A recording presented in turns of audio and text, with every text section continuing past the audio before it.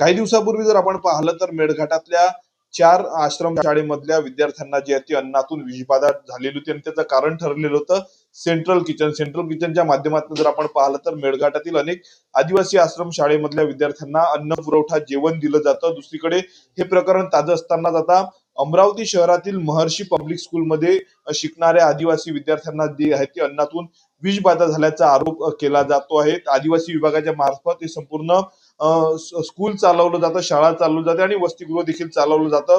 15 ऑगस्टला जेवण केल्यानंतर जर आपण पाहिलं तर अनेक विद्यार्थ्यांना जे आहे ते आदिवासी विद्यार्थ्यांना मळमळ असेल, उलटी, हगवण सारख्या प्रकार सुरू झालेला आहे। जवळपास आता जर आपण पाहिलं तर 5 विद्यार्थ्यांना या रुग्णालयामध्ये एका खासगी रुग्णालयामध्ये भरती करण्यात आलं। दुसरीकडे एका विद्यार्थ्यांचा जो आहे तो मृत्यू देखील झालेला आहे। त्यामुळे या संपूर्ण प्रकरणामुळे विद्यार्थ्याचा मृत्यू झाल्याचा देखील बोलल्या जातं। आपल्या सोबत काही विद्यार्थी आहेत, त्यांच्याशी बोलणार आहोत आपण।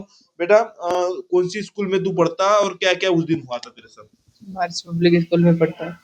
उस दिन खाना खाने के 2 घंटे बाद से पेट दुखना और बुखार, उल्टी चालू।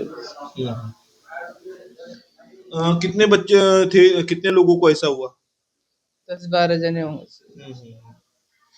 तुम्हारे साथ एक दोस्त था, उसकी भी डेट हो गई, क्या कारण है? मालूम नहीं सर, हम उससे पहले एडमिट हो गए ना दूसरे दवाखाने, तो अब मैं उसके बारे में मालूम नहीं था। उसने भी खाना खाया था? शायद खाया हूँ। क्या क्या तकलीफ हुई थी जब तुमने खाना खाया उसके बाद में? पहले पेट दुखना चालू हुआ सर, फिर बुखार जैसा, फिर चक्कर आने लगे, फिर उल्टियाँ चालू। बस। क्या क्या था उस दिन खाने में? मूंग का दाल था, शीरा था, दाल रोटी चावल, बस।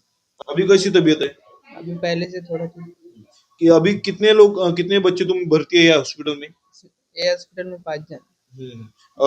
कितने जनों को ऐसी तकलीफ हुई थी?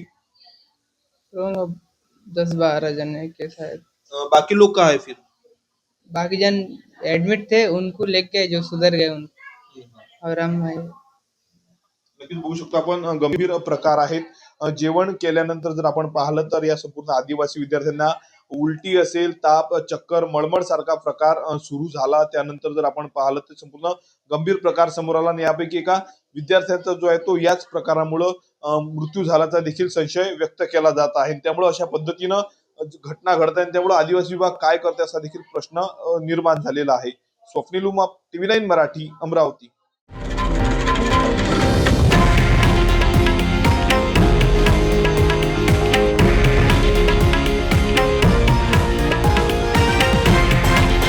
हे आहे देशातील नंबर 1 न्यूज नेटवर्क आणि आपण पाहत आहात TV9 मराठी, एकमेव।